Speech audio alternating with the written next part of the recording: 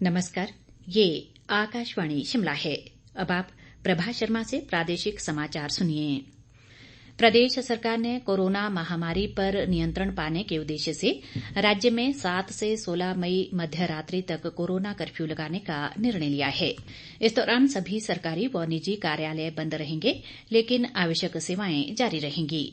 मुख्यमंत्री जयराम ठाकुर की अध्यक्षता में आज शिमला में हुई मंत्रिमंडल की बैठक में ये फैसला लिया गया। मंत्रिमंडल ने सभी शिक्षण संस्थान 31 मई तक बंद रखने का निर्णय भी लिया।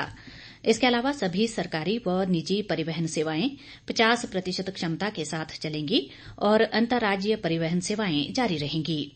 औद्योगिक संस्थान राज्य सरकार द्वारा जारी दिशा निर्देशों के अनुसार कार्य करेंगे। कोविड मामलों में वृद्धि को देखते हुए राज्य में स्कूल शिक्षा बोर्ड द्वारा ली जाने वाली 10वीं की वार्षिक परीक्षाएं भी रद्द कर दी गई हैं, जबकि 11वीं कक्षा के विद्यार्थियों को सीबीएसई की तर्ज पर प्रमोट किया जाएगा। इसके अलावा 12वीं कक्षा की परीक्षाएं और कॉलेजों की वार्षिक परीक्षाएं भी अगले आदेशों तक स्थगित कर दी गई हैं। मंत्रिमंडल ने नागरिक कार्यस्थलों, बागवानी, कृषि व अन्य परियोजना स्थलों पर कार्य जारी रहेंगे। इसके अलावा क्षेत्रीय अस्पताल ऊना को 300 बिस्तरों वाले अस्पताल के रूप में स्तरोन्नत करने की भी मंजूरी दी गई। इस बीच प्रदेश में बढ़ते कोरोना संक्रमण की स्थिति को लेकर आज शिमला में मुख्यमंत्री जयराम ठाकुर की अध्यक्षता में सर्वदलीय बैठक हुई। इस अवसर पर मुख्यमंत्री ने कहा कि बैठक में सत्ता पक्ष व विपक्ष ने संकट के इस दौर से निकलने के लिए सार्थक चर्चा की।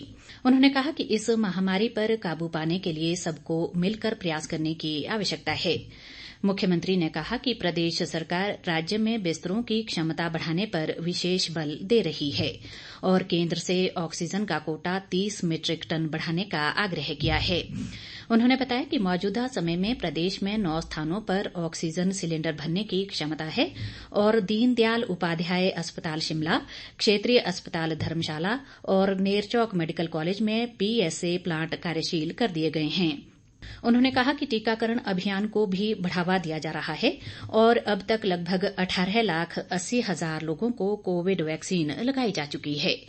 बैठक में सभी विधायकों का 1 महीने का वेतन मुख्यमंत्री कोविड-19 फंड में प्रदान करने का भी निर्णय लिया गया। इस दौरान विपक्ष के नेता मुकेश अग्निहोत्री ने कोविड मामलों और कोविड की जांच रिपोर्ट प्राप्त करने में देरी पर चिंता जताई। उन्होंने आश्वासन दिया कि इस कठिन समय में विपक्ष सरकार के साथ खड़ा है और जनहित के सरकार के फैसलों का पूरा समर्थन करेगा।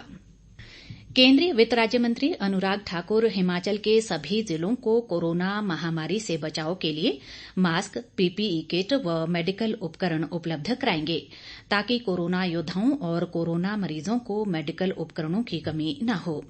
उन्होंने कहा है कि ये सामग्री आगामी 2 सप्ताह में सभी जिला मुख्यालयों तक पहुंचा दी जाएगी। अनुराग ठाकुर ने कहा कि उनका प्रयास है कि प्रदेश और प्रदेश से बाहर रह रहे हिमाचल के लोगों को तत्काल हर संभव सहायता पहुंचाई जा सके। अनुराग ठाकुर ने कहा कि कोरोना के इस कठिन दौर में केंद्र व राज्य सरकार पूरी जिम्मेदारी के साथ इससे बचाव के सभी उपाय कर रही है। उन्होंने संकट के इस समय सामूहिक जिम्मेदारी से आमजन को सहयोग करने का आह्वान किया है। अनुराग ठाकुर ने कहा कि हमीरपुर, बिलासपुर और ऊना में पीएफए ऑक्सीजन प्लांट जल्द लगाए जाएंगे और प्रदेश में जरूरत के अनुसार ऑक्सीजन उपलब्ध कराने में कोई कसर नहीं छोड़ी जाएगी।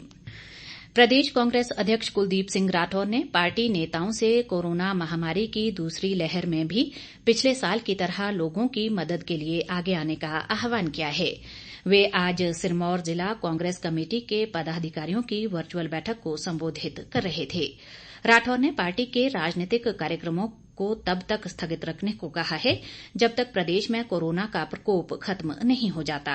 उन्होंने कहा कि जरूरतमंदों की सहायता के लिए शिमला स्थित कांग्रेस मुख्यालय में गांधी हेल्पलाइन कोविड सहायता केंद्र की स्थापना की गई है। मंडी के पड्डल मैदान में सेना भर्ती के लिए 30 मई को ली जाने वाली लिखित परीक्षा कोविड संक्रमण के बढ़ते मामलों के कारण स्थगित कर दी गई है। सेना भर्ती कार्यालय मंडी के भर्ती निदेशक कर्नल एम राजा राजन ने ये जानकारी दी है। उन्होंने कहा कि परीक्षा की अगली तिथि बाद में सूचित कर दी जाएगी।